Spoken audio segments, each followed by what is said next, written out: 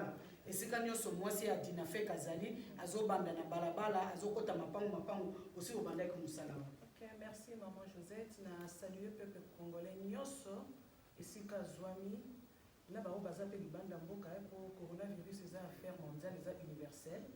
Na lingaki na loba na pasi na mutema eza koyo kotambola na nzelo koyoka mutu azoloba biloko wana ezoka ba noir te biloko wana ezozo africain te oka lokuta na RDC nzambe azali nzambe moto ba nzambe pe komolemba makambo ya congolais ndenga na komolemba na nzambe mama nzambe alebi makambo ya congolais seke tolekisi tolekisi po apesi biso ba capacité nyonso apesi ninganga mayele mais ba peuple mususu tango problème ekoyaki basi bakanga ba frontière avant.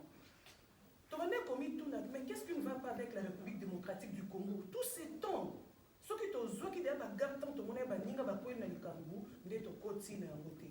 Bon, biso Dinafé, la dynamique nationale de femmes candidates, nous avons un œil partout.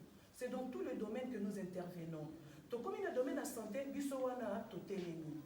Nasi maman Josette on a kindenge to tungisa ki ko yo moko pe maman Dinafé pour na to les cartes sensibiliser population pour trop c'est trop. Peuple congolais azo comprendre té. La femme c'est le pilier de la nation. La femme c'est le pilier dans le foyer. Il y a un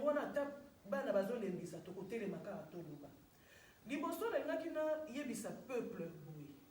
Likambu ya coronavirus eza sérieux eza vrai. Tout ce que nous têtu na biso koyeba mingi wana toza na mona Congo, toza na makambo na suivi. Bozo zela batanda na 300 personnes balal na mabele pour to comme sensibiliser. Le moment toza coûte na retard par rapport à sensibilisation. Mais il faut to lo bakaka. Avant tout les gens qui n'a pas ça na nous différence entre épidémie na pandémie. Maman, excusez-moi, on a 2 minutes. Oui, elle a touché la pandémie.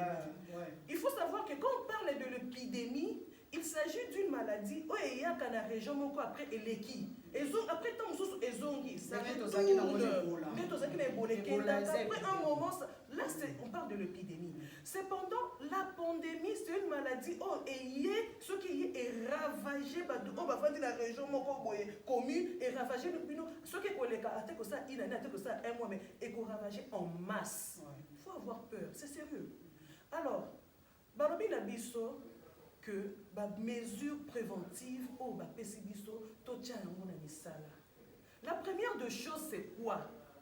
Il faut commencer à se laver le main toutes les 10 minutes. Ça il faut le faire.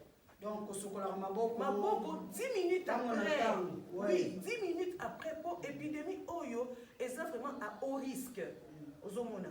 Alors après que ce qu'on a maboko et l'autre ami baleza ce qu'on dit ocha inche olingi o éternuer. Moi vraiment je sais pas, je suis même contre quand on nous dit de faire ça pour éternuer. Naza contre po okokwanza pe hermoko et la mano pe ko tuta muninga.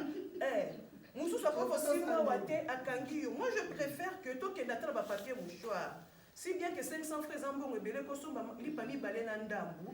Donc l'état tala likambo a quitté sa pied comme à 200 francs à 150 francs parce que nathan ezo senga bongo ozui papier o éternuer une deux fois ombalamo ko si au boaki ozeli éternuement okobwaka wapi mama mati tout à fait okobwaka na kati ya poubelle babaka ordure na fulu na kati ya fulu même kutu ba fulu alibanda na kati ya ndako te pas virus ezelo comment se propage facilement ozomona na sisite mametika eloko suka tangu yo sali ichena ona papier au boaki elinkolo bakala te que ndoza na coronavirus te.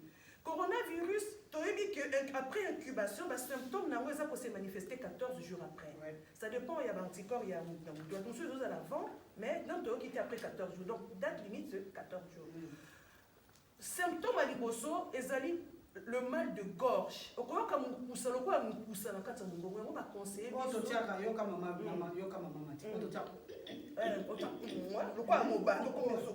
Voilà. Alors, Moukousawana soki oyoki yango déjà et accompagné na rhume, ton a kosu et puis ba fièvre, liboso faut ko keba na ba kiso eza anti-inflammatoire, ko ba ibuprofène, ba aspirine, ba kiso anti-inflammatoire au nyoto tomelaka net ba ezo empirer la situation. OK. Ce qui est conseillé c'est d'abord le paracétamol. D'accord. C'est d'abord le paracétamol mais soki oki mokusa eloko liboso okoki kobikisa ozwi mai ya moto otie litanga ya citron to ya vinaigre ogargarize otie ntango tosukolaka wana obwaki bato ebe bakoka kosala yango te nga mpe naya na kati nayebi kosala roro te mais nazosala nini nazomela tia moto avant nabima na ndako nanga mpe avant nalala ozongelanga lisusu nakozongela mpona moni oza